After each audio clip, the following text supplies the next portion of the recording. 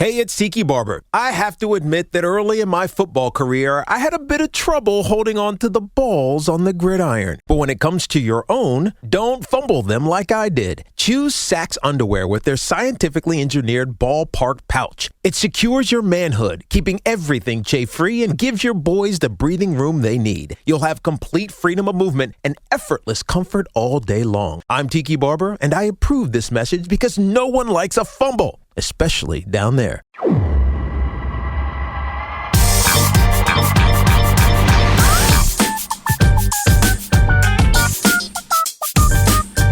welcome into this week's episode of the Show Before the Show podcast, the official podcast of minor league baseball. Tyler Vaughn, Sam Dykstra, Benjamin Hill. Dudes, hello. How are you? Hi, Ben. Ben, you are back from the road. I'm back from the road.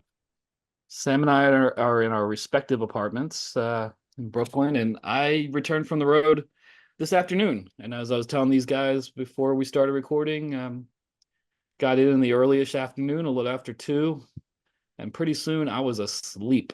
And I woke up because my commitment to this podcast is so strong. I woke up just for knows no bounds. Yeah, I woke up just for this. And as I was also telling these guys, I had a dream. Part of my dream was knowing I had to get up for the podcast, and I checked what time it was in my dream and then realized I couldn't trust that time because it was dream time and not real time. So feeling a little loopy. You said that in your dream, you even thought to yourself, no, I need to wake up and check the real world time, which is like, that's an amazing level of lucid dreaming that you were in. Well, I had these kind of dreams, and I'm not sure. I haven't found, I don't think, the correct term. I don't think they're that uncommon. This wasn't quite one of these dreams, and now we're already on a tangent, but I think it's interesting. I sometimes have dreams where the dream is taking place exactly where I'm sleeping, and the dream itself is me trying to wake up, is trying to get up. Oh, yeah. Yeah, I've had those. Get up and move, and I can't do it. And my whole body seems like it's going, trying to get up. And you think I'll be like falling off the bed or something. And then like after all these attempts, I finally get there, and then I wake up and I'm like, okay, I made it. This is the real world. I did it. And it's just bizarre. Yeah. It's also like kind of terrifying because sometimes I'll have a dream where I'll be like, oh, I need to get up. And then in my dream, I will get up. And it's as though like my dream brain is trying to convince my real brain, like, no, man, everything's cool. Just keep doing what you're doing. We're up. We're getting at it. And then like you actually wake up and you're like, oh, God, I'm 30 minutes late. And that's the way that I try to sabotage myself, I think. Yeah, isn't it weird? We're all just living our lives, and we all just have to deal with these subconscious realities, which are deeply bizarre and speak to things that are basically unknown. I think we know things in our sleep that we wake up and don't bring with us. We have portals into modes of being and awareness that we cannot bring with us to the waking world, but we can feel it. We can feel it right below the surface. I think that's true. Also, Sam must not dream much. He's just sitting there like glazed over looking at us like, what are you two idiots talking about? Yeah, he's like, look at these two mysticists. I mean, no, I have dreams all the time, nightly, one might say. Do I have dreams? But it's not that sounded like something that a guy who doesn't have dreams. Yeah, exactly. By the way, that was like the most like things... I too have dreams often when I am sleeping. I go out on dates with girls every night. All of my friends are here. They're just out of view laughing too.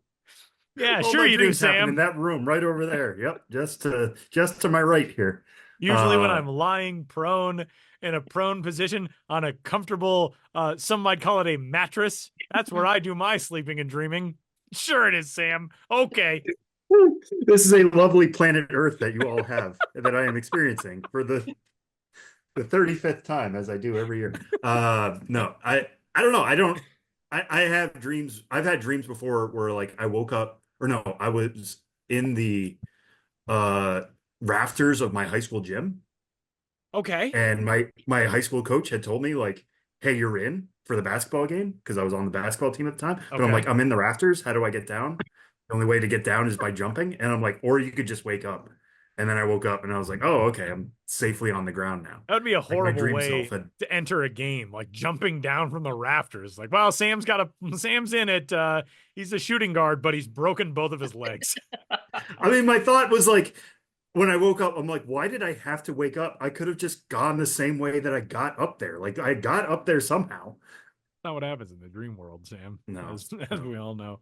Well, that'll do it for this week's episode of the Show Before the Show podcast. Now we welcome you into this week's episode as we enter the month of September. Coming up next week, it'll be the final weeks of the minor league baseball season across all of the levels. And Benjamin Hill is freshly back from the I don't know how to describe Michigan in the summertime. I've heard it's beautiful, but I was going to say the Great White North. It was in the cold. It was nearing the Canadian border, but it was probably gorgeous. Michigan seems like it's amazing in summertime, and you got a whole bunch of stops. And tell us about your sojourn through what did we figure out it was last week? The Great Lakes State, the Wolverine State, we'll go with the Mitten State, the Mitten State, well. The Mitten State. Yeah, it was. I called it the Michigan trip, although only 3 of the teams of the 5 were in Michigan, but it was all 3 affiliated teams in Michigan, as well as a stop in Ohio and a stop in Indiana. But yeah, I'll look back on this as the Michigan trip. I flew into Grand Rapids, and my first stop right away was the West Michigan Whitecaps, who actually don't play in Grand Rapids. They represent that market, but Comstock Park. And well, we'll run this interview, so I don't have to talk too much about it, but I've been in touch with their broadcaster, Dan Hasty, before I got there, and he said, well, you're going to be here on a Friday, and that's Max Clark's media availability day, and so you can talk to him if you want. And I don't do too much prospect stuff, but I was like, well, that seems like something I should do. And he said it was around 3, but then he got back in touch and said it was around 1. And I was like, I don't know if I'm going to make the travel's going to work out. But basically, arrived at the airport, rented a car, drove to the hotel, put on a different shirt, went right to the ballpark at 1. And then all of a sudden I'm talking with a 19-year-old Uber prospect. And it was like, okay, the trip's going, let's go. So it was a good way to start. And it was actually kind of nice also just hanging around the ballpark that early. I just kind of felt like I was acclimating to the trip, and interviewed another player as well, and just started to feel at home in West Michigan, where I had not been in 11 years, as was the case with several other ballparks on this trip. But yeah, it was a Friday night in West Michigan. They have a lot of work that they've done to the ballpark, but a lot more coming. So I want to go back again and see the changes. They had a great crowd. They seem to be doing very well overall. Really well-run organization. Jim Jarecki, I assume he's the president, but has been there for decades. It's always good to see, the minor league lifers like him still doing it. Just a lot of great energy at the ballpark that night. So it was a really good way to start things off. My designated eater, Tommy, and his girlfriend, they got one of the things we made sure to get was called the Fry-Cootery box. It was at a concession stand called the Queso Castle, which wasn't as cheese-centric as the name would entail. I thought every single thing at the Queso Castle was going to be dripping with cheese. But the Fry-Cootery box was 6 different fried items in a pizza box, in a large pizza box. So it was way too much for the 2 of them, but I had to focus on it. And I'd say it's a spiritual antecedent is Clinton Lumber Kings. They had something called the garbage plate. Tyler's nodding his head. You remember the garbage plate? I do remember hearing about the garbage plate. Different from the garbage plate in Rochester, by the way. Right. Oh, no. Yes, because it was in Clinton. It wasn't the garbage plate. It was the garbage pail. The pail. That's right. The garbage pail. I knew it was garbage centric, and I would eat all of it. By the way, I would eat all of it for you. Yeah. Right. But in West Michigan, we'll say it was beyond the pale because they had even more food than they did in Clinton. Dang it, Ben. You set that up. Thank you. I appreciate it. But West Michigan has always done creative food. They have contests every year introducing new items. They'd had some local Top Chef style competition to get, a menu item this year. The first thing I ever wrote in a minor league baseball context or any context, which when, reasonably viral, was when I wrote about their Fifth Third burger way back when, and that was when the ballpark was called Fifth Third Field, and they sold a burger that was 5/3 of a pound. And that was iconic. They eventually retired that. And they are also not Fifth Third Field anymore. It is now LMCU Park. So that park was built in the 90s. It still looks pretty good, but especially being there on a crowded Friday night, part of the renovations are widening the concourse. And that's going to be a very necessary thing. I did check out the team locker rooms after the game. And so those are already done, at least on the home team side. So that was looking pretty good for the Class A advanced level. And man, if I hadn't slept all the way just through right until we recorded, like I should have looked at my pictures and because I'm sure everything's fresh right now, but there's so much it's hard for me to filter it all out. But it was great to start in West Michigan with the Whitecaps, and then following day stayed in Michigan, drove north, and ended up in Midland, Michigan, home of the Great Lakes Loons, and hadn't been there since 2013. And Midland is an interesting town. It is Dow Chemical is big there, and it would not be even a fraction of its size without Dow Chemical. Um, and I think it's a pretty affluent town because of that company and its money. And having been in West Michigan the day before, which is a fine Class A advanced, high A ballpark, man, in Midland, it just felt like a palace. I mean, just huge. I mean, they really did a good job designing that. They have more storage space there than any other ballpark I've ever been to. And talking with the team, with Chris Munhenk, their longtime, he's been with the team since the beginning. He's now the team president. He was saying that's very helpful when it comes to meeting new MLB facility standards, that they have so much room to work with, when they're expanding the locker rooms and adding a female locker room and all the other things you need to do there. But it was such a beautiful night. I mean, Michigan is beautiful in the summers. Now it's later August, so the days weren't going as long as I remember from my last trip, but it still gets dark pretty late. Beautiful sunsets, beautiful baseball skies in Midland. It was office night, and they had David Koechner there, who played Todd Packer on the show. And he's also, if you look at his IMDb or Wikipedia, you see just dozens and dozens of things he's been in. He's a comedy veteran, but he's best known for The Office and for Champ Kind in Anchorman. So I met him early on, and he was, I've heard a lot of stories, mostly off the record, about, celebrity appearances in minor league baseball. It's a really mixed bag, in terms of how they interact with the fans. But David Koechner he was in it to win it. He was just handshakes and hugs and high fives and just complete commitment with everyone. And the team too, I really appreciated this, just added so many elements to the office night. I feel guys have heard me complain about this in recent years, but often theme nights just seem to be like, we'll wear an alternate jersey, maybe change a few video graphics. If we have a special guest, that's great, but that's it. But they had all sorts of signage around the ballpark, all sorts of stuff tied in with the meet and greet with David Koechner. A lot of the music being played, all sorts of like deep cut Office and Anchorman, like in jokes throughout the night. They just really committed to the theme, and it was really good energy. So I appreciated their front office staff. Spent some time on the radio broadcast, as I did in West Michigan with Dan Hasty, Brad Tooney, man, I should know how to say his name, and his partner, who I'm blanking on. This is what happens when you take a nap. I should have written down all these notes. But they have an interesting setup in that they have a Midlands like sports FM station is in the ballpark. And so like they run that whole station out of the press box. So it's a pretty cool setup there. And I'm not aware of anywhere in minor league baseball that is the home base for a radio station, which is a pretty cool setup as well.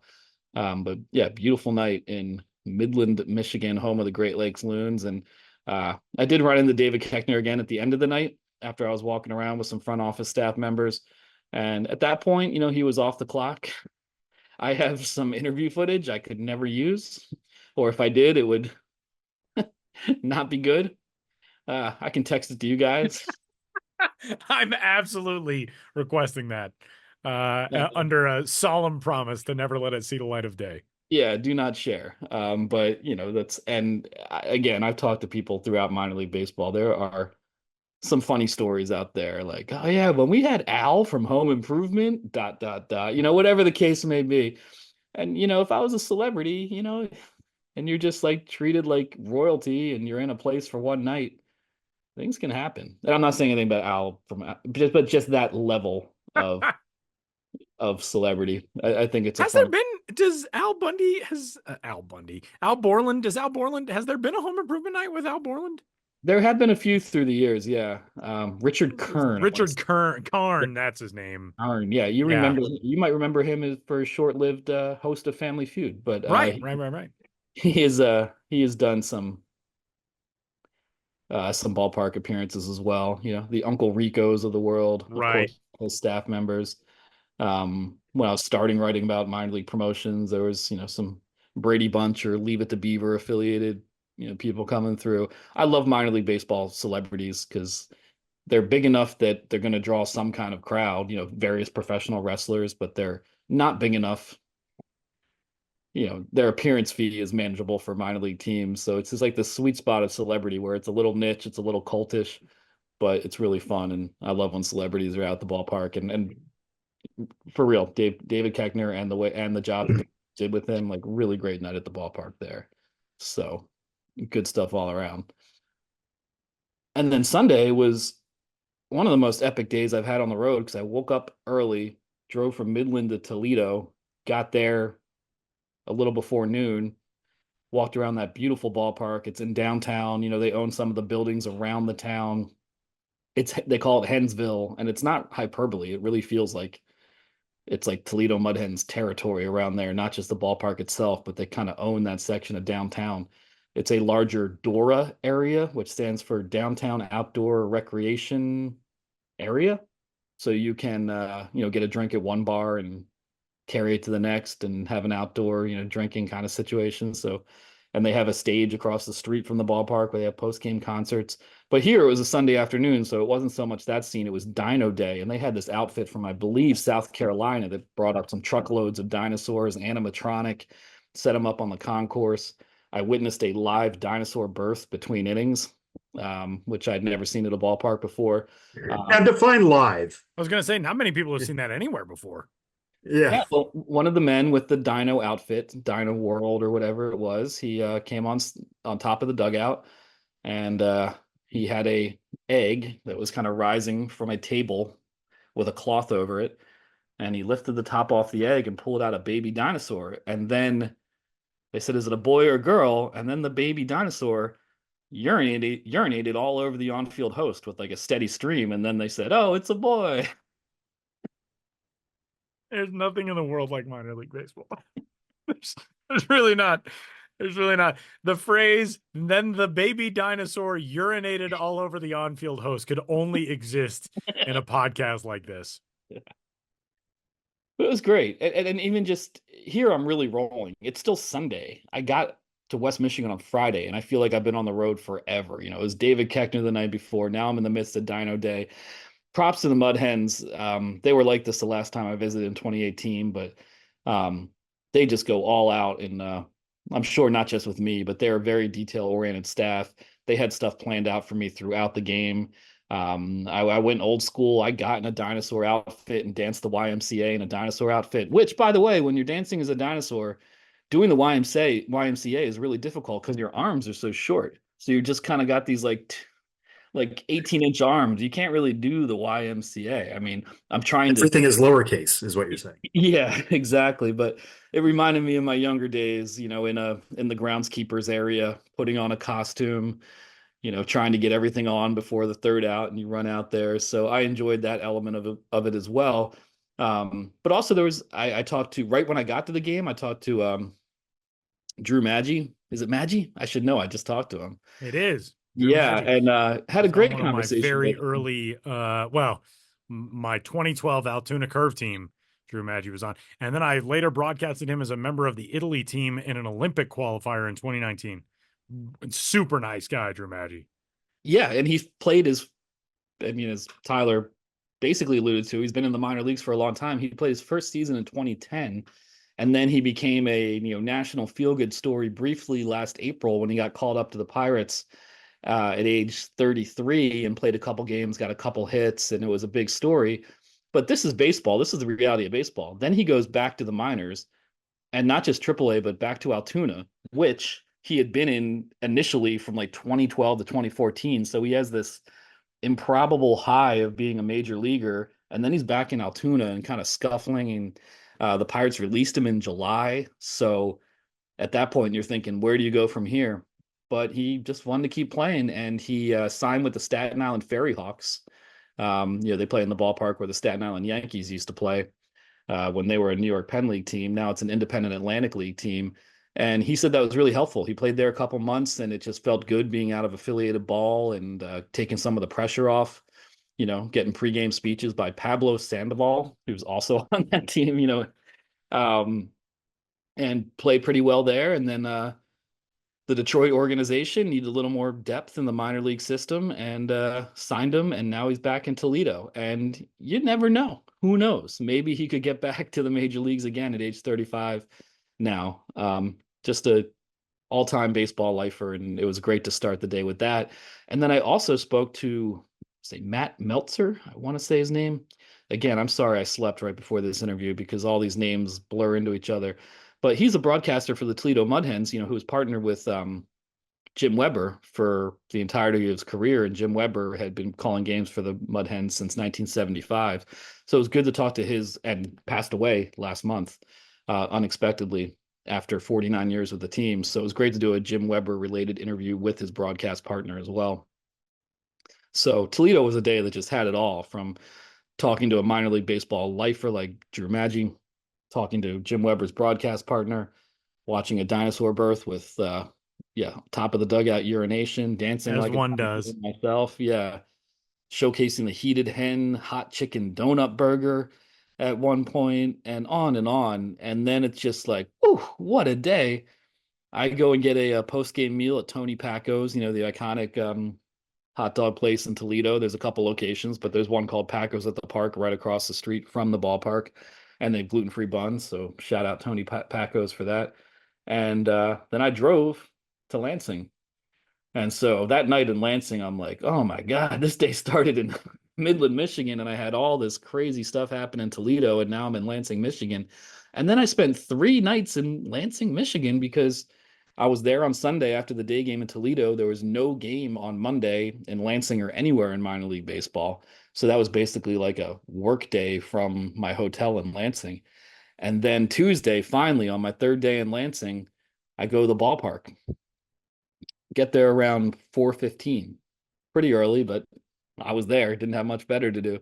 And within 5 minutes, this vicious thunderstorm rolled through that hadn't even been in the forecast as far as I had seen.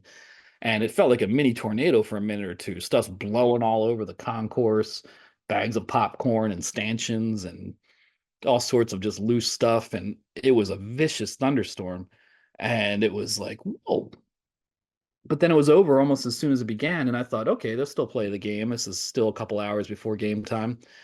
But spoiler alert, they did not. There was some areas around third base and in the outfield that did not drain. So there was this irony of being in Lansing for 3 nights, longer than I'm in any location, pretty much on any road trip ever. And then the game there was rained out. And I had a MLB live content creator with me, to do additional video and photo, named Grace, and she was great to work with. But even though there's no game, we talked to the Lugnuts manager, Craig Conklin, really interesting guy with a really interesting backstory. Interviewed pitcher Mitch Myers about being like 3rd ranked in the world in a video game I'd never heard of called Monkey Ball. Just a random interview there. They're playing Fort Wayne Tin Caps. So I did the pregame show of friend of the pod, John Nolan. Always great to cross paths with him. And of course, the Lugnuts broadcaster, one of the most beloved men in minor league baseball. And I'm not saying that with much or any hyperbole, Jesse Goldberg Strasler. So between working with Grace and doing those interviews and that pair of broadcasters, like, it was just such good vibes in Lansing.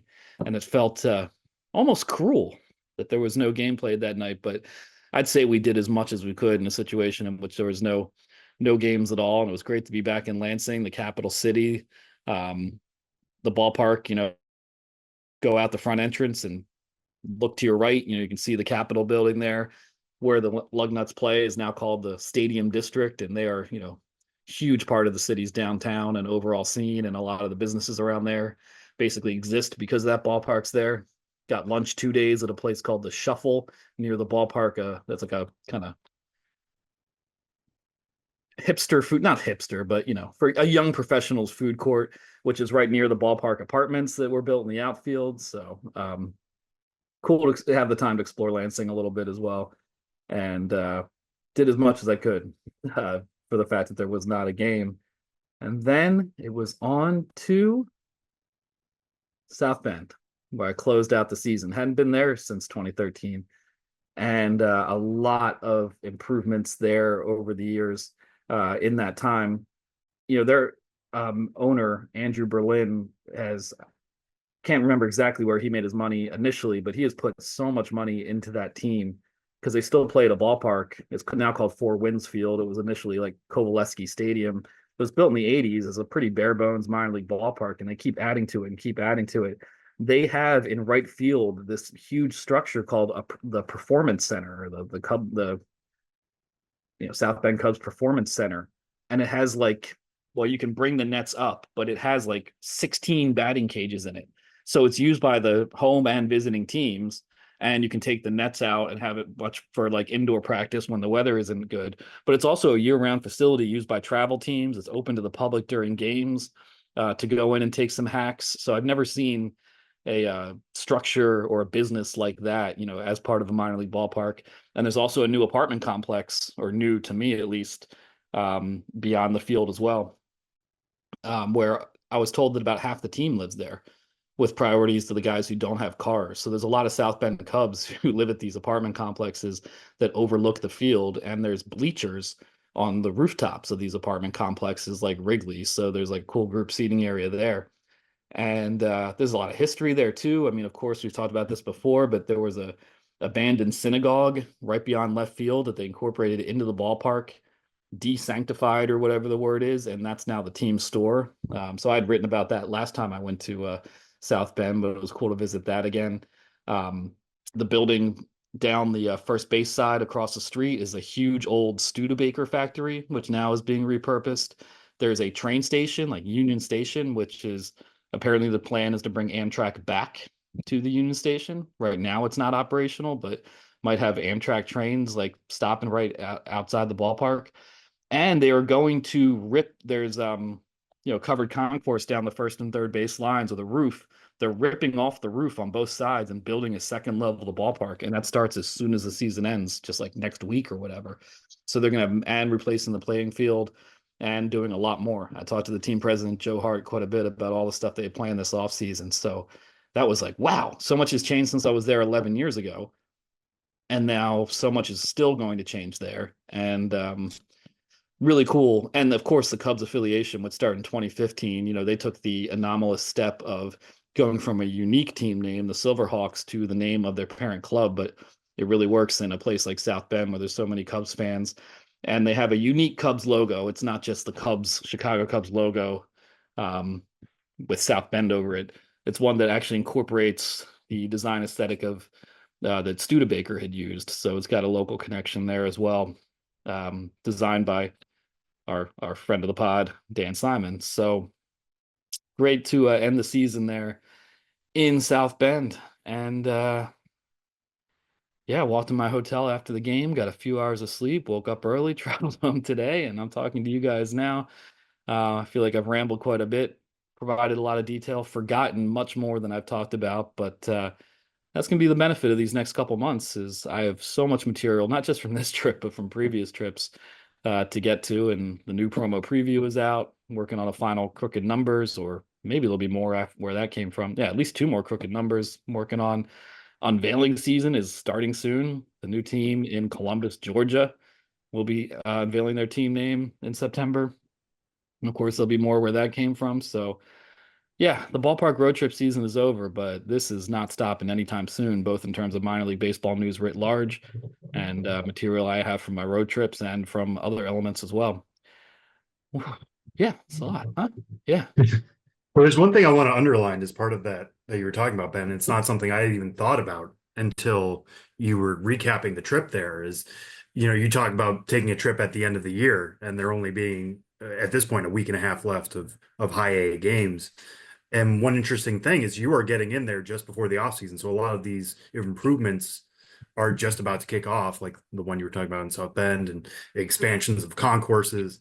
And I almost want it really highlights of just how minor league baseball is at a time of change right now, and not just in terms of the structure and all that's all pretty well settled, but with everybody trying to get up to code to MLB standards, a lot of ballparks are going to look different now than they did 2-3 years ago, never mind a decade.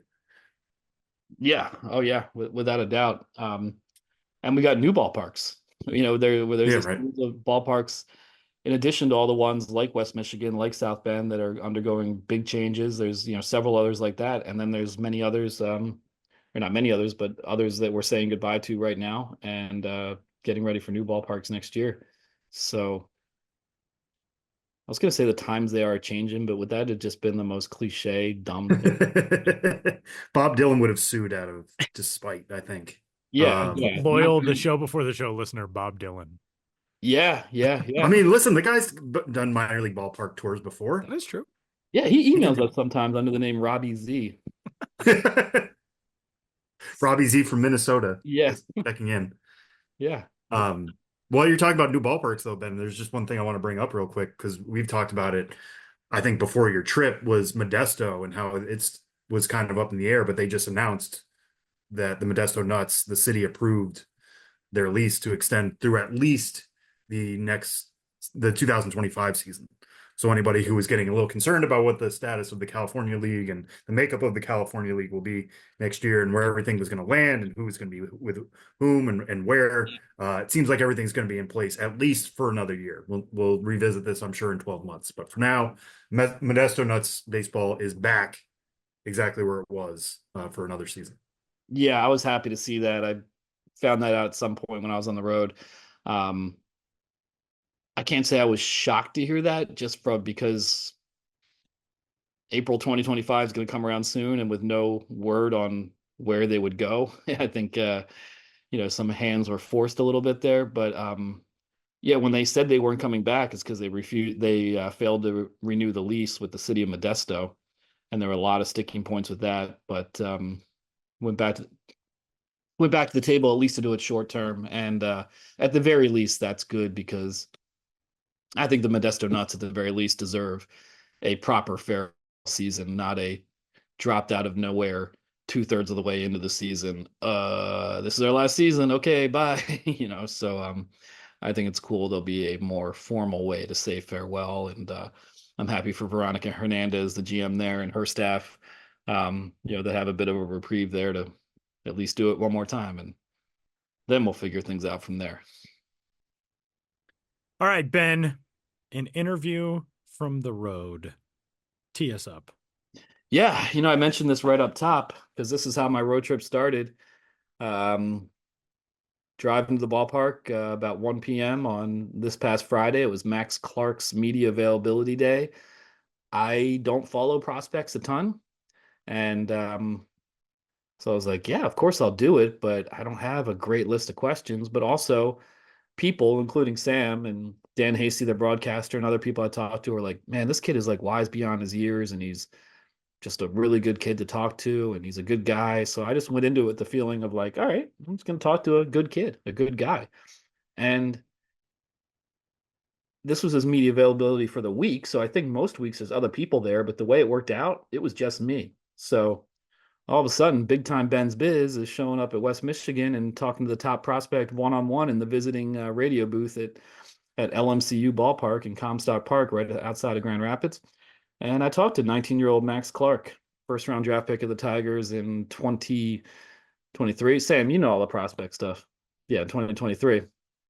And so maybe it's not a typical interview. And I didn't do it at the time thinking this will be on the podcast for sure, because I didn't know what I was going to get. But we talked for a good 12, 13 minutes, and he was great to talk to. So I'm walking out of this a Max Clark agnostic turned supporter. I thought he was a really good kid. Easy to root for, smart, well-spoken, and just good head on that young man's shoulders. It was a pleasure to talk to him. So here's me speaking with Max Clark on Friday, August 23rd at LMCU Ballpark in Comstock Park, Michigan. Can I repeat myself anymore? No, let's go.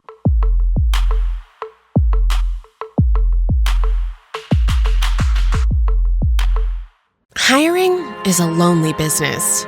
Posting jobs, sifting through resumes, interviews with unqualified applicants, being ghosted.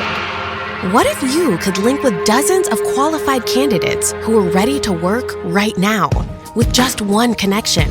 That's Express Employment Professionals. Find us at expresspros.com. One connection, the workforce you need. Problem solved. Express Employment Professionals. expresspros.com. Here with Max Clark in the West Michigan Whitecaps visiting radio booth. Yeah. They're playing the Lake County Captains tonight. But the Whitecaps tonight, they are not playing as the Whitecaps. Yeah. They're playing as the Bunghammers. What does it mean to you to suit up as a Bunghammer tonight? I think these things like this are super cool. I was actually just talking to Dan, our radio guy, about it. Like, I haven't had a chance to actually play in a game. There's like all the special uniforms that we've done. But like to be able to have just so many options and like different promo nights is super cool. I think it's fun. It brings more fans to the game. Like people are, we auction off our jerseys after the game and stuff. So I'll be a part of that, which is super cool. And then like we do the Cavaleris nights. We did the Dam Breakers the other night, which was fun. And so like all these little things are just more ways to bring the fans into the game. So I enjoy it. I think it's fun. It's cool, but looking forward to actually playing a game in a special uniform. Yeah, I mean that's a huge career milestone. Yeah, first no hit, first home run, first alternate identity. Yep. Do you know what a Bunghammer is? Because I don't really. I am unfamiliar with a Bunghammer because I know that it's Beer City and our hats. I actually think I'm wearing it. So I guess that's a Bunghammer, but it's pretty sick hat. Like I'm definitely keeping this hat. So I'm pretty unknown to what it actually is, but I think it's sick. The unis are cool too. Like a dark brown, like very interesting color that you just don't see in baseball, but it's super cool, fun uni. Yeah, and it's the sort of thing that, in the Florida State League you probably didn't see too much of, but in the Midwest League you see a lot more of those type of promotions and interesting atmospheres, promotions going on. What has been your impression of minor league baseball on that level? I mean, I know you're focused on the game first and foremost, but the alternate identities, the ballparks, what's standing out to you? It's super fun. I mean, like you said, I didn't really have a chance in Lakeland because the only actual alternate identity we had was the Malmo O-Milkers, but our game as Malmo got canceled and then rescheduled for the week right after I got called up. So I didn't even get a chance to do that. But like I said, all that stuff's fun, and it brings more fans to the game and gets them, into a little bit of a secret identity that they like to enjoy and stuff like that. And you see it everywhere, like AA, AAA, even high A and some low A teams, especially with Malmo now. Like everybody's just kind of branching out and doing fun things off the field that allow for more fans to enjoy the game. I think it's super cool. I think it's fun, and we all enjoy it. It's super fun to suit up and do like promo shoots with all the cool unis. Yeah, and you had mentioned earlier before we started recording it, you're into that, the branding. So what are your favorite kind of brands around minor league baseball, or logos, or just the looks that really pop, whether it's ones you get to wear or ones you see in the visiting team? I've got to be honest, this is the Bunghammers is my favorite so far that I've experienced. I really enjoyed seeing all the different 4th of July throughout minor league. I thought Lakeland, we had a super cool one. We had it was obviously like a USA flag on our jersey, but the sleeves were the stripes, and then the stars were all red and white, which was sweet. But throughout the entire minor league baseball, it was sick to see how many different uniform combinations they could come up with. Because red, white, and blue and the American flag only goes so far, but some people pulled out some really, really cool unis. And then, like I said, Malmo's sick. I did a little piece with that earlier in spring where we talked about it and tried to figure out where Malmo was. I had no idea where it was at first. I thought it was in Wisconsin, so I was a little far off on that one. And I think they ended up telling me it was in Sweden. I couldn't even find Sweden on a globe. Yeah, that's an oat milk company in Sweden. Learning about Bunghammers and beer brewing through that. You get a real education. In no kidding. Everybody said, you could have gone to college and get an education. I mean, I'm right here. I'm learning about all sorts of different kind of geography. So I feel like I'm ahead of the curve there. But no, it's fun. We enjoy it. And it's a good part of the game. Like I said, this is a good way for people to just get entertained and bring them to the game. Yeah. So we're here in Comstock Park, Michigan, but right outside of Grand Rapids. How familiar were you with this area, and what has been your impression of it so far playing around here? So coming in, I was actually more familiar with it than some might think. Obviously I'm from Indianapolis, so only 4 hours south of here, and kind of grew up I did grow up in the Midwest. So this is like my type of people. This is where I wanted to be. This is perfect weather, definitely better than Florida weather by far. No rain, great playing surfaces. I was actually talking about it a couple of days ago, but I don't really like Bermuda grass, and I love Kentucky bluegrass, and Kentucky's is what they have in all Midwest style fields.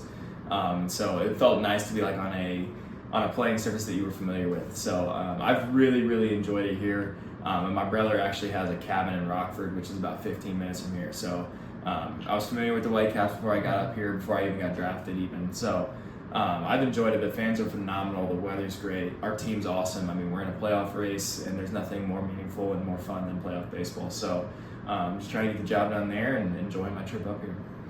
Yeah, and what are some of the biggest things you've learned, since you got here to High A in the Midwest League? Whether it's the way you approach your game or just things about the country. What are things that have stood out to you about this newer experience? For me, like the biggest difference between low and high has just been like the execution of pitchers. Like I don't feel like the stuff in terms of like fastball velos and the way the slider moves and things like that has been entirely different or like a new profound pitching style. But the way they execute their pitches, the counts in which they execute them, it's night and day. Guys are way more advanced, and a lot of the people in this league are either older college guys or high-level prospects that kind of are just making their way up here. So like seeing the way that they interact with like their pitcher and catcher and trying to understand like what their tendencies might be have been way harder than a younger guy in low A that you can kind of catch on to some habits with. Or tendencies rather. So for me, like that's the biggest difference by far. But overall, I love this league. Especially playing here, like the park is huge, and I'm being a center fielder, so I can just kind of run around and catch everything, which is really nice. It's a pitcher heaven, so that does play a little bit of an impact on the power tool for me. But it's nice to be able to like drive doubles, drive triples to this park, and kind of everything in the Midwest League is an absolute graveyard. So my speed plays here. I really enjoy it, and the fans are phenomenal at every single stop. Nice. So West Michigan's a good place to be. Great place to be. You endorse it. I do. Phenomenal. Like, I mean, this is the most fans I've ever played in front of in my entire life. So, and it's every night. I mean, last night it was Wednesday? Yeah, Wednesday night, 7,000 people in attendance. It's unbelievable. Tuesday night we had 7,200. So, just back-to-back nights of just hammering fans. It's awesome. Yeah, and tonight, bung hammering fans. Yeah, exactly. It's gonna be awesome. Well, off the field, and this is something some of my coworkers mentioned to me before I came here to talk to you, is like, you are great on social media, have a lot of followers, put some good time and effort into it. How do you build up such a huge base on social media? I mean, it helps to be good at baseball, but you go way beyond that. What's your approach, and what are the techniques you use to really stay engaged? Yeah, so I mean, it all started my freshman year. I had a tournament called Jupiter, which is a really large WWBA tournament through Perfect Game, and I was a freshman playing with juniors that year. So it's like it's the biggest tournament of the year at the end of the year for the upcoming seniors class. So I was playing alongside Colson Montgomery, who's with the AAA White Sox in Charlotte right now. And so, there's a little bit of clout there, like just being around so many like talented guys. I was a younger guy, so being able to kind of go there, and I had a really good tournament. I actually ended up becoming the #1 player in the country in high school after that through like all the ranking sites. And so obviously that gave me like a little bit of a head start in terms of social media. And then I kind of just fell in love with like branding and being a role model. After that tournament, I kind of just like was on a steady uphill grind of like, a couple thousand followers a month type thing. And then I kind of just started building off of that in order to build a brand to which at this point it kind of just constantly goes up. I really want to put out relatable content that kids anywhere can look up to, be a role model for, etc. Because, when I was a 13 or 14-year-old, like all I wanted to do was mirror my favorite player or mirror a kid who's been through it, etc. So like for me, social media, I use it as something for kids like be relatable to, be understanding for, and I try to get back to as many kids that have questions as they can, because I know that's where I was at their age. It's a fun thing to do, and it definitely helps me off the field with like branding, monetizing, and stuff like that. So, it's a blessing, but I try not to like let it consume me at the same time. It's really nice to be a role model to kids and just kind of help them go through their processes whichever way I can, and hopefully lead a helping hand, but at the same time just do my job on the field too. Does it feel kind of surreal that here you are still a teenager and you have kids looking up to you the way you looked up to players not too long ago? It is. It's extremely surreal, and that's like, it's funny you say that word, because that is literally the word that I use 24/7 when I talk about it. It's a completely surreal feeling. I mean, I was watching the Lilywood series earlier this week, and it was like I see kids wearing my batting gloves from Bruce Bold. I see kids listing me as their favorite athlete, and it's like there's only a 6-year age gap there for those kids. So it's like it's cool that I've built something where kids feel like they can either come to me and ask questions, look up to me, things like that. And, it's a blessing. Like, that's what I want to be there for and, help kids for. So, that's something I've always kind of wanted to do anyway. My mother was a school teacher, so always kind of been on the helping hand end of things. And, just trying to keep doing that from here. Yeah, and who were those players for you that you were really looking up to, at that age? So growing up, and still, my favorite player was Harper. And so I've been able to, just try my hardest to mirror his game and understand, the way he does things and the way he plays the game. I mean, if you watch him, he has absolute passion. Everything he does is for his team. Everything he does is to win, and that's what I want to do. I mean, he'll run through a wall for anyone. And that's something that you don't really teach. It's a complete intangible, and seeing him just do it on an each and everyday basis is special. So growing up, I mean, I watched every single one of his games. I still do pretty much for the most part. So he's a special player. I think he's a future Hall of Famer, and he's definitely my favorite player of all time. Nice. That's got to be surreal for a guy like him to see, these guys, this kid grew up idolizing me, and now he's on his way to the major leagues himself. Yeah, no doubt. It's the endless cycle. Well, I'll close with this. I mean, you're only on the field playing in, but if you could be here at this ballpark as a fan for one game, where would you want to sit? What concession item would you get? How would you maximize your Whitecaps experience? I would absolutely want to sit first row behind the plate, or in the Stadium Club. I've seen a lot of people in the Stadium Club the last few nights, which I think is super cool. Nice little right field view. And on top of that, I mean, you can't go wrong with that stadium dog. That's my favorite food of all time, in my opinion. That's that and a pretzel with cheese. It's unbeatable. So, and you definitely have to get a bobblehead. Got to come on a bobblehead night. We do a lot of bobblehead nights, actually. I just got a Paul's, our Detroit Tiger mascot. So I got one of them for my parents, and they're 6. So a lot of cool promotions here, but definitely right behind home plate or in right center field. Now, have there been any Max Clark bobbleheads yet? Not yet. We've had JC on.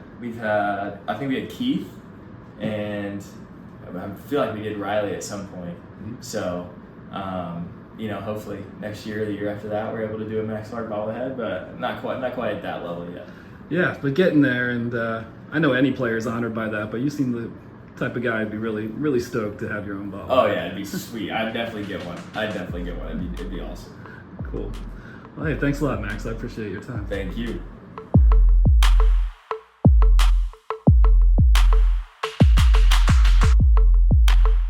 Plug in a Hyundai EV and the extraordinary happens. It's not just the ultra-fast charging capability and long range in the Ioniq 5 and Ioniq 6, or the adventure-seeking spirit of the Kona Electric, or the groundbreaking 601 horsepower Ioniq 5N. And it's not just the comfort in knowing that every Hyundai EV is backed by a 10-year, 100,000-mile limited electric battery warranty. Hyundai's EVs transform a low hum into a loud adventure. They bring color to your journey and turn energy into main character energy. So forget everything you thought you knew about EVs and turn the extraordinary into something truly electrifying.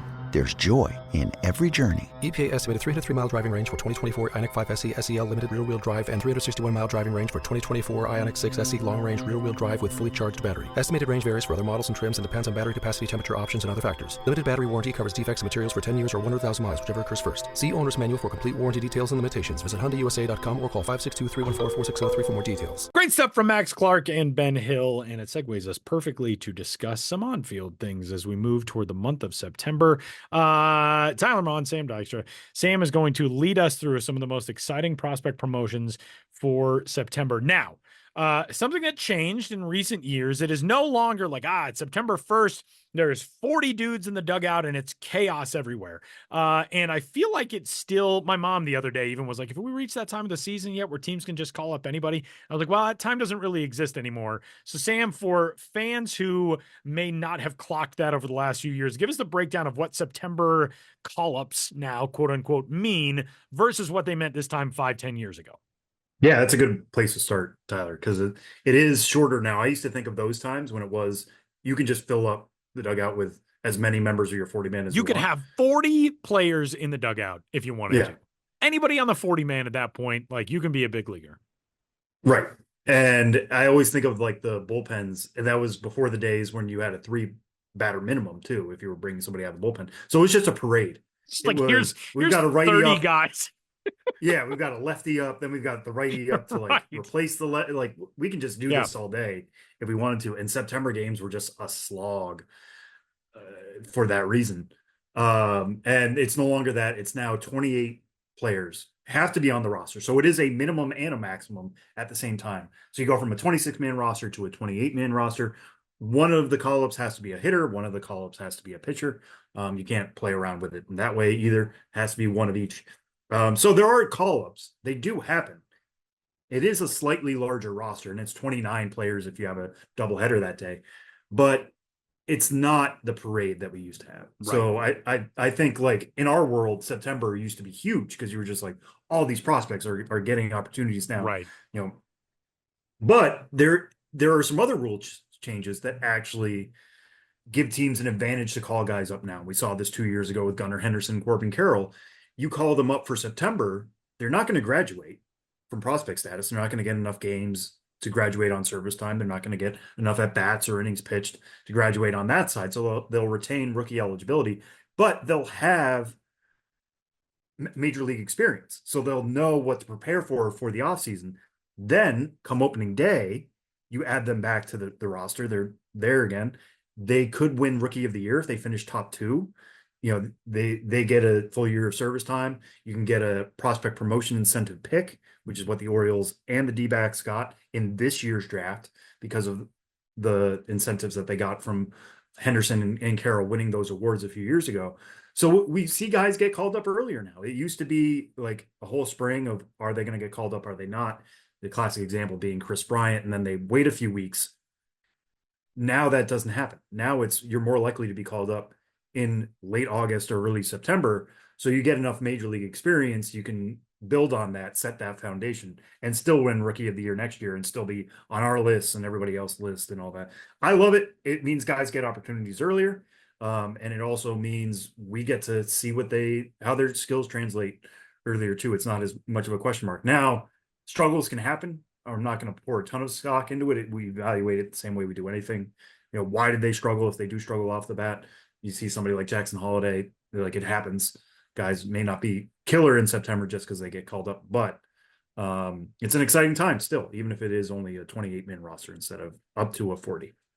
All right, well, let's start with some of the most exciting names among these prospects so far here in 2024 to have reached the big leagues at this September stage. And Dylan Cruz is probably first and foremost among those guys, the top Washington Nationals prospect, third-ranked prospect overall in baseball, and a guy who we've been, it feels like, waiting on for a long time, which is weird because he was drafted last year. But, like, we just heard so much about Dylan Cruz, from the being a Golden Spikes Award winner, the start to his professional career, how much he blew up, really, I mean, just from the start of this season, to be a guy who, at Harrisburg and at Fredericksburg was destroying the baseball, various stretches, much more so at Fredericksburg than at Harrisburg last year. But then this year, the work that he did at Harrisburg and at Rochester, putting himself in that conversation of like, oh, he is ready and he is part of this next wave for Washington. How exciting is it, A, for Nats fans to have him there, and B, just give us your reaction to seeing him now getting this test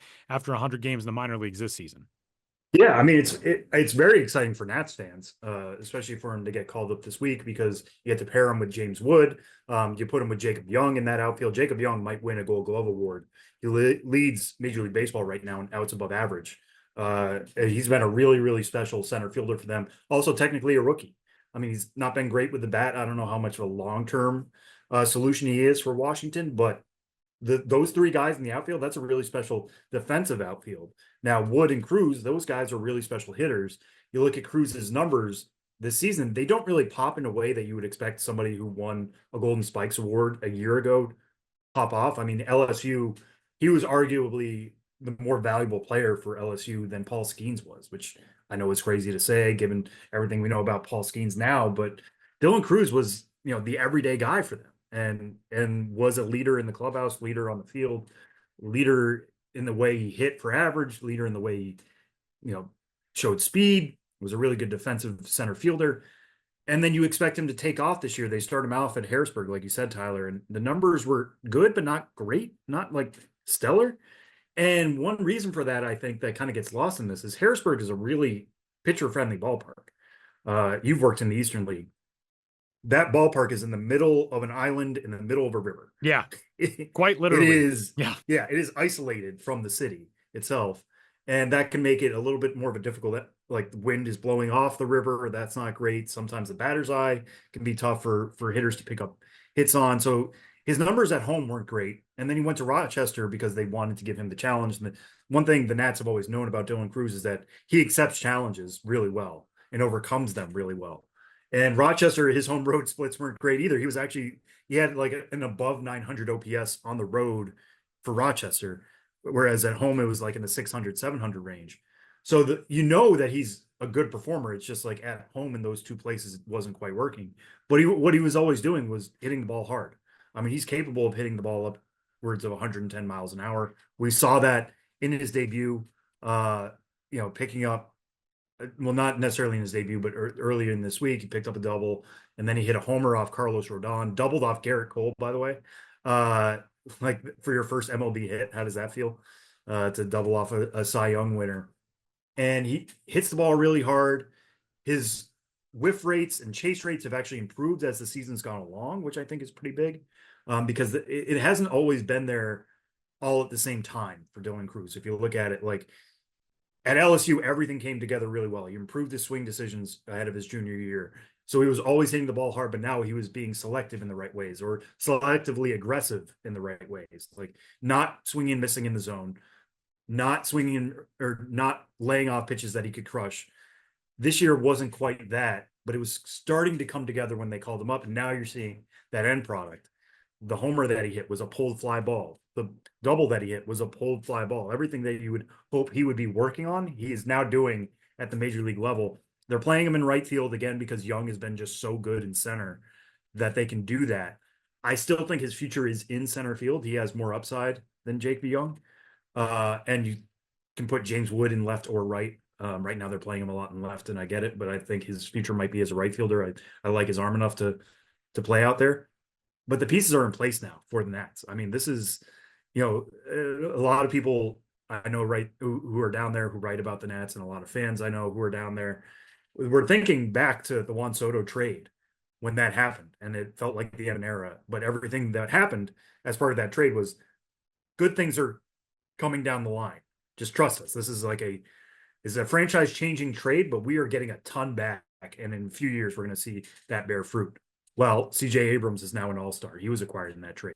Mackenzie Gore was pitching last night for the Nats and touching 97. It's been a up and down year for him, but he's still a big piece of that rotation moving forward. James Wood is now very much like, I think he has even more upside than Dylan Cruz does. And if he was still a prospect, might be the number one prospect in baseball. And then you bring up Cruz, like all these things that they've been promised are now coming into fruition, and it's going to make for a really interesting offseason. For the Nationals, Sam, as you noted, they're like everybody has arrived. James Wood is doing his thing. Dylan Cruz is now up at the big league level. You talked about, having an arm like Mackenzie Gore when he flashes his best stuff. That's a frontline guy. There are some really interesting elements to where this Nationals team is right now, because it feels like the window is open with all of these players there, or with all of these players arriving in the case of Dylan Cruz. Nationals fans, it has not been an easy last few years, obviously, since the Nats. I mean, essentially ever since the World Series championship. But, like Brady House is not far off. He's another guy who potentially could be a big-time bat in the middle of a lineup. It feels as though the Nationals are getting to the point where we're going to say, oh, that team is a big-time factor again. How close does that feel in your estimation? Yeah, I think this offseason is going to be huge for them, because these guys arriving means the window is open. You don't want to waste these guys you don't want to spend 2 years saying we're still in a rebuild, because this is when James Wood is cheap. This is when Dylan Cruz is cheap. CJ Abrams is cheap. Like at a certain point, these guys are going to be free agents too, or in arbitration and more expensive. They have Patrick Corbin coming off the books this offseason. Like they have timed that out pretty well in terms of readiness. So they're going to have some money to spend. You hope that they actually spend it. You hope that they get aggressive on the free agent market. I mean, the one thing everybody wants to point to, right, is Juan Soto is the big fish in the pond. He is the shark in the pond. Like whatever analogy you want to use. He is the big guy out there, and he knows what it's like to play in DC. That's not a question for him. He felt at home there when he was there. I mean, he didn't leave because he asked to be traded. He was traded because they looked at the team and were like, this is how we kind of rebuild. I think he still has a lot of love for DC. Now, are they going to be willing to pay what it takes to get Juan Soto? I mean, he's chosen not to sign extensions with the team before because he wanted to try out the free agent market. And now he's gotten to the free agent market, knock on wood, there's still a few weeks left in the season, but healthy and just as productive as ever. A potential, Cooperstown guy, if everything continues on this track, and one of the youngest free agents we've ever seen, because the Nats called him up aggressively at the very beginning of his career. But if I don't know if they're going to get him, but go out and get somebody. Go make some trades. They have a deeper farm system now than they did. The team I keep comparing them to is the 2022 Orioles, who called up Adley Rutschman, who called up Gunnar Henderson in the same year. And that was kind of the signal, hey, the rebuild's over. Our time is now. And then, 2023, they make the postseason. 2024, they're set to make the postseason again. Now, the O's had a deeper farm system than the Nats do now. I do like some of the Nationals pitching more than I did the Orioles at the same time, but they could continue to throw guys and trade guys away, right? Like go get a Corbin Burns by trading away Joey Ortiz and DL Hall. Go get some of the moves they made at the deadline by trading away Connor Norby. That hasn't worked out great. Trevor Rogers just optioned, but still they had multiple pieces they could trade away. I don't know if the Nats are quite there, so they're going to have to be more aggressive on the free agent side, but this is the time to do it.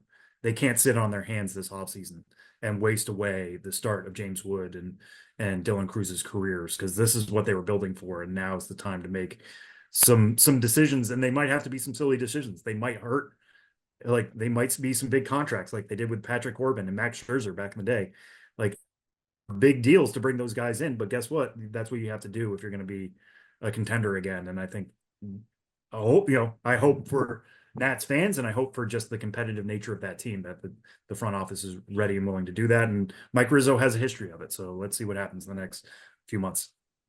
All right, Sam, let's go to the West Coast, where the Los Angeles Angels are calling up two of their top 10 prospects.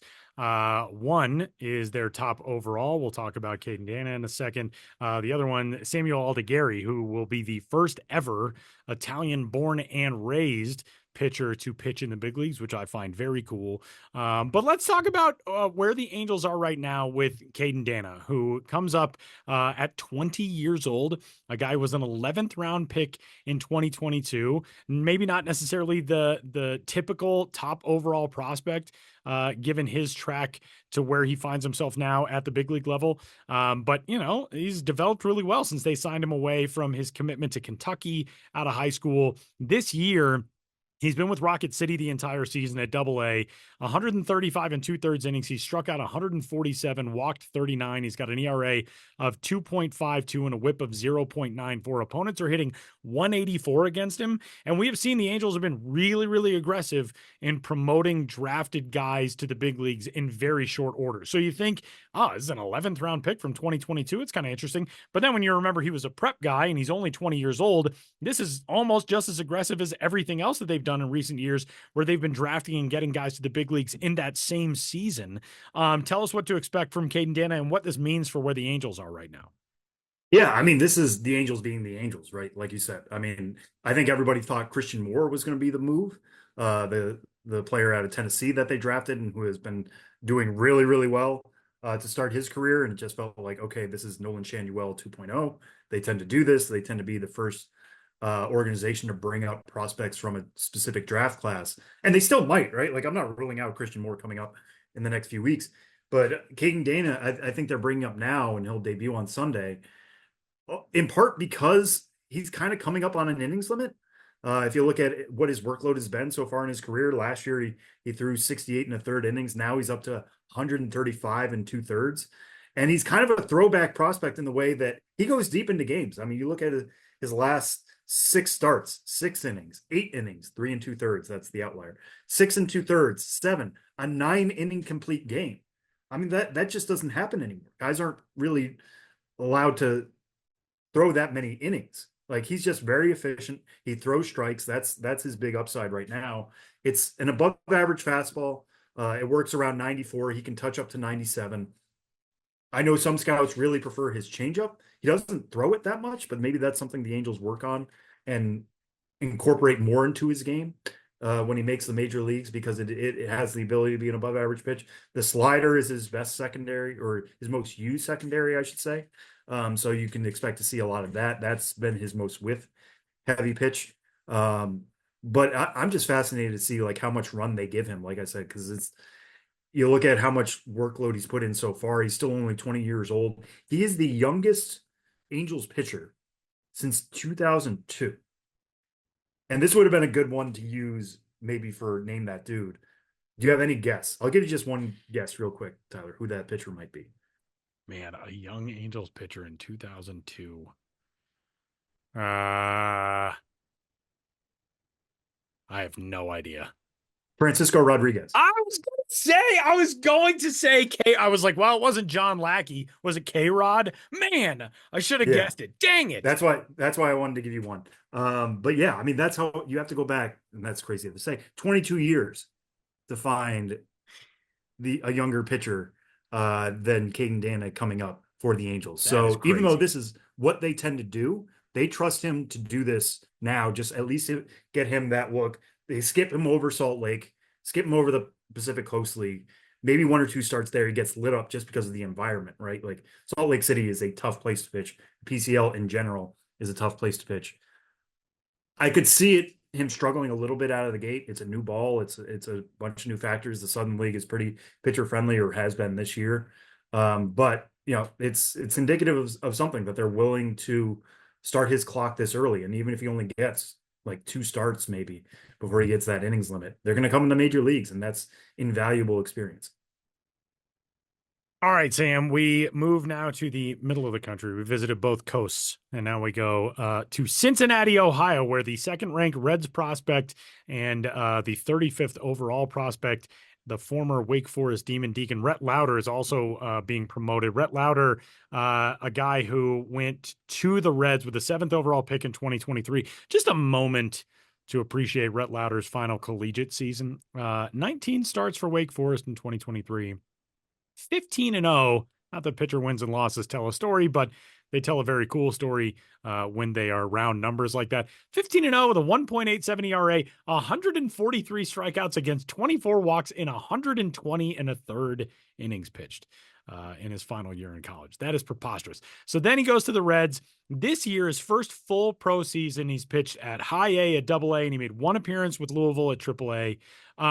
What should we expect from Rhett Lowder, who obviously has really tremendous stuff and is jumping in with a Reds team that I think has some really great and fun pieces, but the Reds haven't put it together in a way where you think like, okay, now's their time in the Central either.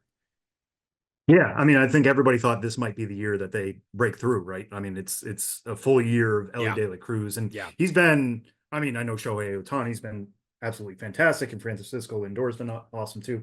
Ellie's having like a borderline MVP case season. But like you said, the other pieces haven't really filled in around him. There was a concern that they had too many infielders at some point during the year. That doesn't seem to be the case anymore.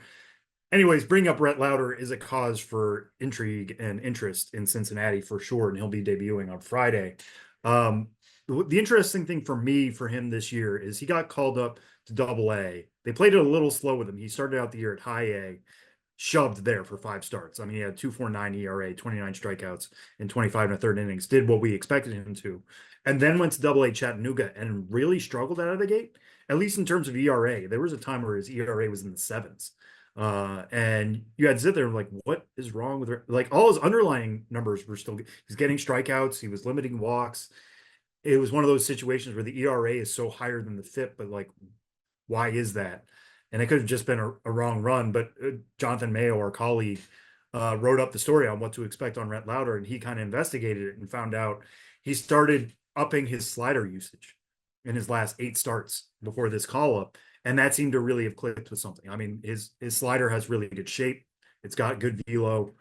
He can spot his fastball well. A lot of people liked his changeup more coming out of college. That might no longer be the case. So you switch that usage. You start using the slider more. You drop the usage on the changeup if it's not as effective. And Rhett Lowder looking like the Rhett Lowder of old. He got called up to AAA Louisville, and now he's up with Cincinnati, getting his feet wet like some of these other guys we've already talked about. So that's what I'm going to be looking for, is like, how much does he go to that slider? Is it a lot more? Is it in line with what he was doing of late? It was 36% of the time. That's up from 26% of the time earlier in the year at AA, according to Synergy. So I would expect it at least 1/3 of the time for him to go to that slider at the major league level, stick with what's working for him. And we'll see how things go from here. But, like you said, the Reds, they thought this was going to be a year. It hasn't been that, but Rhett Lowder gives them a chance for maybe 2025 is that year instead. So exciting stuff around prospectdom, and you can follow it all, of course, at MLB Pipeline. Yes, Samuel. Well, I just want to bring up this one fact because it blows my mind on Rhett Lowder. With him coming up, 5 of the top 7 picks in the 2023 draft have already debuted. It's nuts. You got number 1, Paul Skeens, Wow. number 2, Dylan Cruz, number 4, Wyatt Langford, number 6, Jacob Wilson, who's just returned to the A's, and now number 7, Rhett Lowder. The other 2 who haven't are Walker Jenkins, who went at number 5, and this week's guest, Max Clark, at number 3. Both of those guys are at high A in their first 4 years. It was an insane draft. We knew that, but it's incredible how quickly these guys pushed their way to the show. That is pretty incredible stuff. And it's also, we're in that era where things are just changing constantly. I mean, every year, baseball development, timelines for prospects, all of that changes quite a bit. And by the way, you mentioned the 2 guys who have not made it yet. Both were prep picks. So 2 high school guys who obviously have not made their debuts as of yet, with Walker Jenkins and Max Clark. And one of them on this week's episode of the Show Before the Show. Pretty cool stuff. So we will step aside. Josh Jackson stops by with Ghosts of the Minors, and then we're back to wrap it up. Coming up next.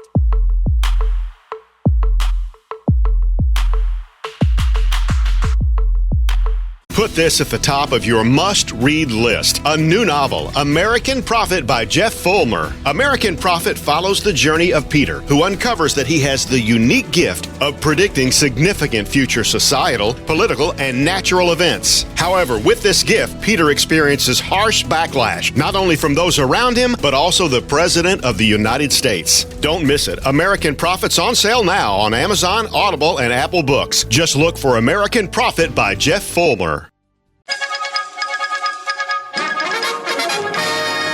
Interrupt this podcast to bring you another thrilling edition of Ghosts of the Minors. Now, here's your correspondent and host, Joshua Jackson.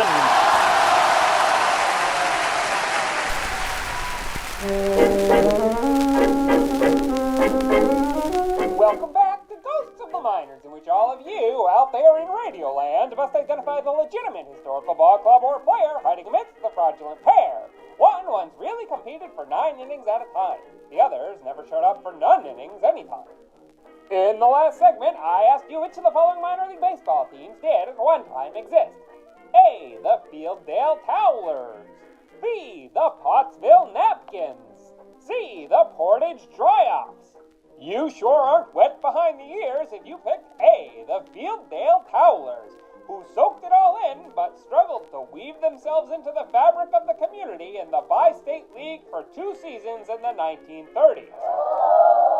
Representing a small burg in Virginia's Henry County, the Towlers and the very town of Fielddale got their names from the nearby Fieldcrest Mills factory, which Marshall Field and Company established in the mid-1910s in the place formerly known as Waller's Ford. It was Wallersford Knot when the mill began steadily unspooling textiles, most notably towels. You'll have to speak up. I'm wearing a towel. Although ownership of the mill and its output went from one big company to another a few times, and eventually the mill in Fielddale was shuttered, still today, products from a brand called Fieldcrest Towels are available in your neighborhood towel shop. The Towlers of the Diamond were laid out for the 1935 campaign, the Bi-State League having begun operations the previous year with a Fielddale team called the Virginians. You couldn't dock the moniker for accuracy, but a little more specificity was helpful in a circuit on which 3 of the 6 clubs could reasonably be called the Virginians. Following this logical thread, Fielddale stitched together a new identity, the Towlers. Although Fielddale out Fielddale, that is, outfielder. Ralph Hodgen was great with the 1935 Towlers and would eventually play 6 seasons in the big leagues. The team as a whole didn't draw a lot of water. They went 50-64, 20 and a half games behind our old friends, the Leaksville Draper Spray Triplets, and in 6th place in a league that had expanded to 8. The next year, the Towlers tried to make their opponents look like a bunch of drips by hiring an all-time great and future Hall of Famer as player manager. Unfortunately, it was a football all-time great and future Hall of Famer, Joe Guyan. He was once a strong baseball player too, but Guyan, who rushed 344 yards in a single game for Georgia Tech against Vanderbilt in 1917, was in 1936 43 years old. With the Towlers, he may have been dried up. In June, he was replaced by another two-sport athlete who was better known for football, Red Smith, with the Associated Press reporting that Guyan's handling of youngsters was unsatisfactory to the Towlers American Association partner club, the Milwaukee Brewers. Evidently, though, no matter who the team hired, not enough fans cottoned to the Towlers. By year's end, the Sporting News reported that the Fieldale Club had notified Brewers officials that it would not do business in 1937. And that's how the Towlers folded. Now, on to the question for next time. Which of these players got into position to win in the minors of yesteryear? A. Offa Neal. B. Hannah Seat. C.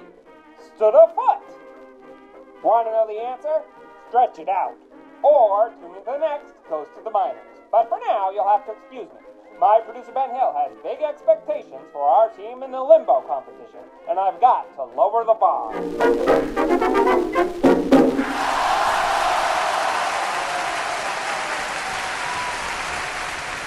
Big thanks to Max Clark of the Detroit Tigers and to Josh Jackson of Ghosts of the Miners fame here on this week's episode of the show before the show. Before we get out of here, we have not one but two things to do.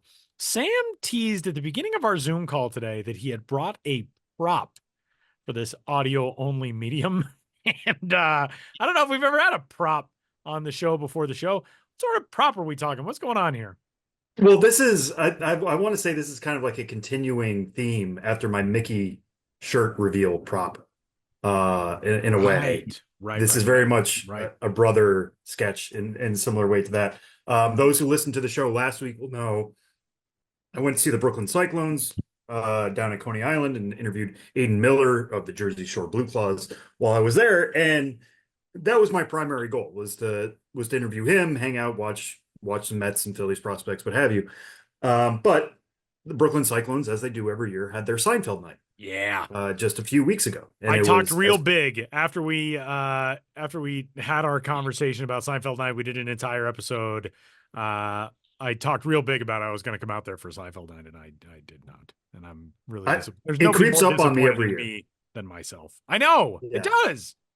We need to make this happen in 2025. I agree. But anyways, that's looking ahead. Looking back, so I went into the club shop just because, I like to see what they have in there, and sometimes they have some cool Brooklyn gear. I like to support the local club, and I saw a shirt, and I'm like, well, this is perfect for Tyler.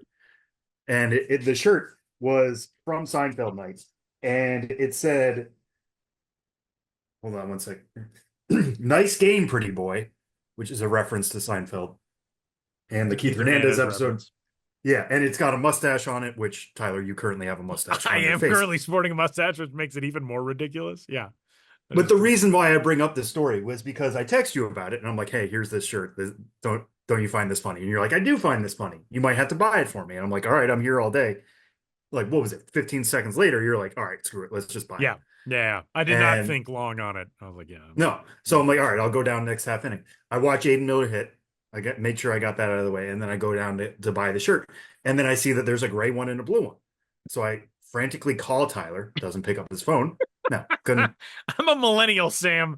Unless like you're calling It's to tell me me that calling. you're You're not being, screening being your abducted calls. by aliens or something. I'm not answering the phone. No, we were rehearsing for Home Run Derby X, and I looked at my phone. I was like, why is Sam, did I not send Sam the podcast? What happened? Why is Sam calling me? And then you had texted me. Yeah, and I was just like, hey, they have a blue version. Would you like the gray or the blue version? 5 minutes go by. I'm just like futzing around the gift shop. Just being You like, I don't know also what to made it do. seem as though you were standing at the register with one of each, and I Well, was let me holding finish you the up. story, Mon. Let me finish the story. So after 5 minutes and no response to my phone call or my text, I just like, all right, you know what? I texted him the gray version. I'm going to buy the gray version.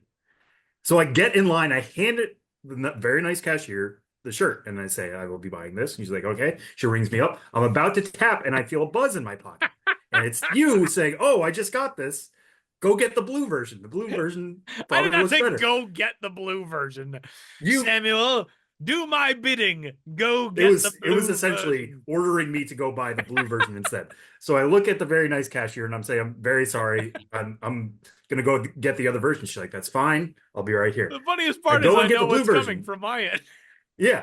I go and get the blue version. I walk up to the desk again, and she's like, okay, this is it. I'm like, yeah, this is it. I feel a second buzz in my pocket as I'm reaching for my Bank of America card.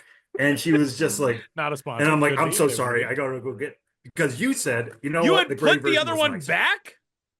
I had to put the other one back because you Oh, kept ordering me man. around the shop. So here is your gray shirt that is awaiting delivery to Denver. What a guy. What a guy. What I really thought you were going to say is that you ended up buying both and you were just keeping the other one. Honestly, that would have been the smart move. Then we could have matched. Could have gotten another one for Ben. I know the blue one would have looked nice on me too, and I am kicking myself. But You got a blue shirt on right now. Or is that gray? anyway, that's my remember. story that I wanted tell to you're so lying. desperately share with the audience. It's a pretty good story. I'm very excited to get that shirt. And that brings us to our final order of business on this week's episode of the show before the show, which is time for Name That Dude. Today, Sam will have the dude. Ben and I will be the dude guessers. Who's our last dude? I had the dude last week, and I already don't remember who. Jeff Kent. Jeff Kent. Speaking of mustaches, Jeff Kent. Yeah. Okay. Sam, your turn on dude selection. All right. Well, this one I think might be pretty easy for you guys to get, so I'm going to kind of work my way Babe around Ruth. it. It's not Babe Ruth. Dang it. Okay, never mind.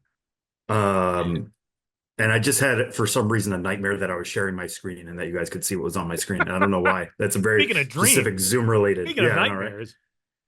nightmares. So I want to be very careful on what I give away about this dude, but I will start by saying he was drafted by the Los Angeles Dodgers in the 6th round of the 1999 draft, and I will not say out of where, because that would be a giveaway.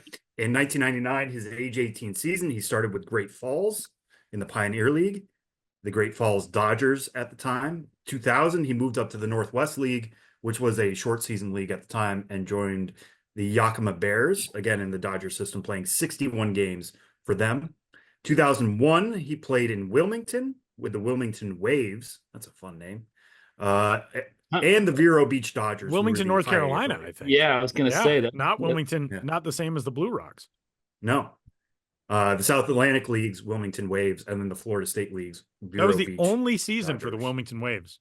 Huh. Interesting. Wow. So this guy is an OG. Really weak logo. Anyway, sorry. Yeah, this Wilmington Waves. is a nice array of now defunct minor league teams. Yeah, It really. really is. Yeah, he has not 2002. played for a team that still exists yet. 2002, he played for Jacksonville when Okay. they were the Jacksonville Suns, but they were And a Southern they League were team. in AA at the They were time. in Double-A. Now Yes. AAA. And the not- Dodgers not the affiliate. same name, right? So everything was off there. Played 122 games for them in 2002. 2003, back with Jacksonville. Actually, 2003, I should say, he was a Rule 5 pick. So he started the year with the Padres, did not stick with the Padres, played in the majors for the Padres, but then got sent back to the Dodgers. Played for Jacksonville and Las Vegas. The Las Vegas 51s, then the 51s, then the Dodgers affiliate in the PCL.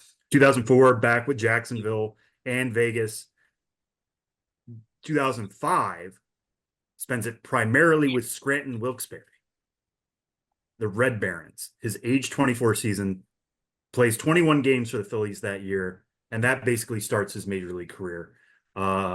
He plays for a number of different teams over his major league career. And again, I don't really want to give all of them. I will say what the teams are. I won't say how many years he played with each team. So we already mentioned the Padres.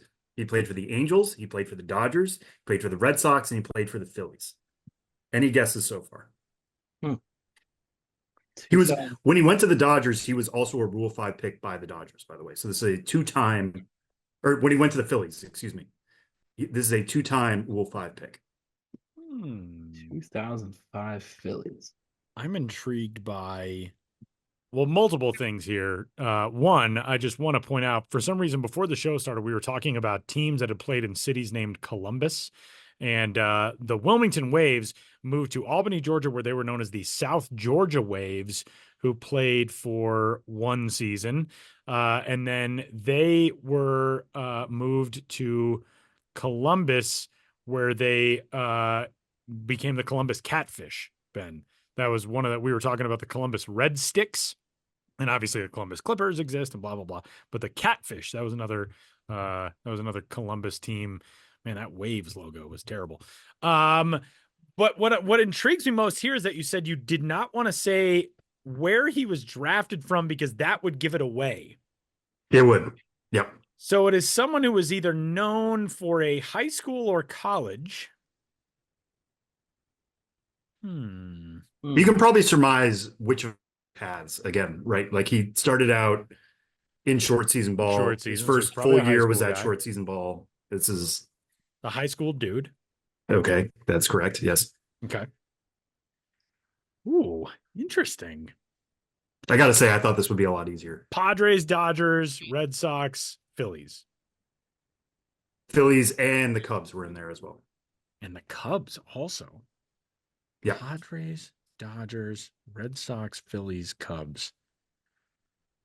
And he has. Oh, no, he didn't. Nope, I take that back. He signed as a free agent with the Cubs. Okay. Twice, but never actually played. Never played in the big leagues for them. Yes.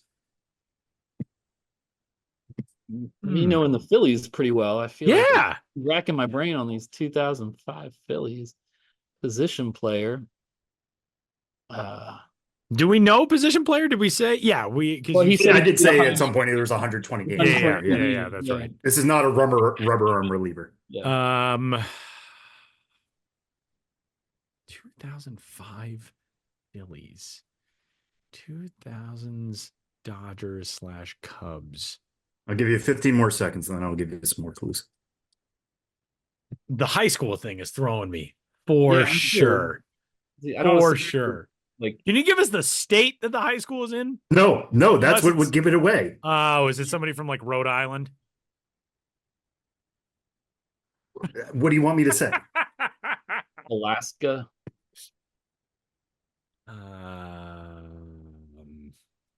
You guys are circling it so hard. Yeah, I know. I feel like we are. This one's frustrating me. Yeah. Shane Victorino. Shane Victorino is correct. Hawaii, of course. That's where I can't say he was drafted out of Hawaii. Nice job, Ben. That's what it was. Is thinking like, okay, if it's out of high school, it has to be the state and not the high school itself. Yeah, really, that's true. Iconic powerhouse high schools that are just known to the average person. That's true. So then I was like, Alaska, okay, Hawaii, Phillies. Oh yeah, the Flying Hawaiian. I took a little while. The person who I think of most when I think of a Hawaiian ball player, though, Benny Agbayani. Yeah, and Sid or Colton Wong is also Colton Wong. Yep. Charlie Huff. Charlie Huff was born in Hawaii, apparently. According to Baseball Reference, he was born in Honolulu, but he was drafted out of high school in Florida. Yeah, I didn't know. Ron Darling, also born in Hawaii. I remember Sid Fernandez because, like, on one of his Topps cards I had when I was a kid, like the little fact on the back was like, Sid Fernandez wears the number 50 in honor of his native Hawaii, the 50. Shane Victorino played the third most games in big league history by any player born in Hawaii. If you can name the first player on that list, I'll give you a handshake and a pat on the back because I'm not giving you anything. I don't think you would know him as a dude. Like, he was drafted out of college in California. He did go to high school in Hawaii, like grew up there, and is a very recent player. He played his last big league game in 2022. I don't know why I'm just like adding another name that dude on name that dude. Anyway, it was Kurt Suzuki.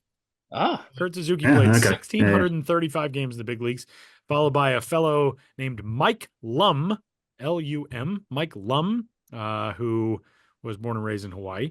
And then Shane Victorino, Colton Wong, Isaiah Kiner-Falefa. Those three modern day dudes. Yeah, that was very good. Shane Victorino was a very good one. The Flying Hawaiian. One thing I just want to add, saying he was a 2-time Rule 5 pick.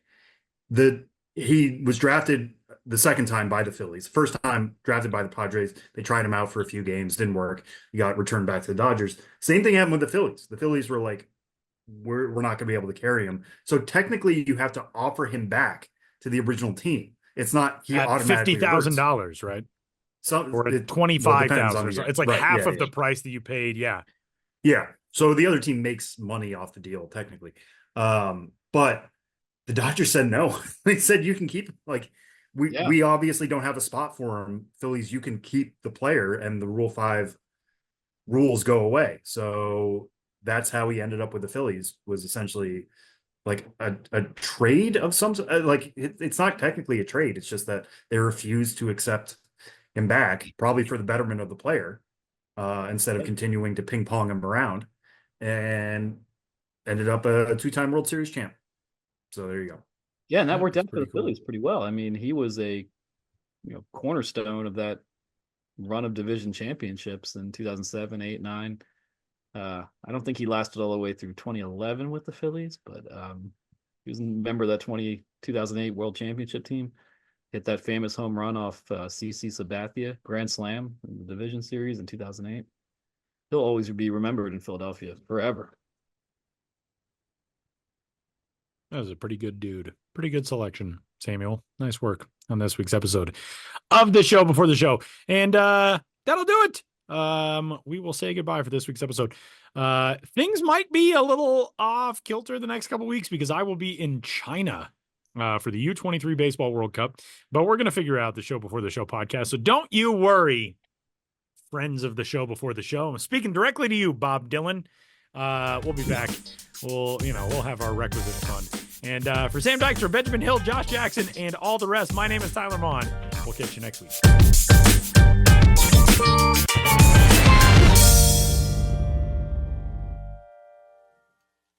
When you're worried about underarm sweat and odor, it can be distracting. Like this. Or this. Or even this. It's time to silence those distractions with a spray of powerful Dove Men Plus Care Antiperspirant. Featuring our 72-hour protection and soothing 1/4 moisturizing cream. Because when you forget about your underarms, you can focus on being unforgettable. Dove Men. Forgettable underarms, unforgettable you.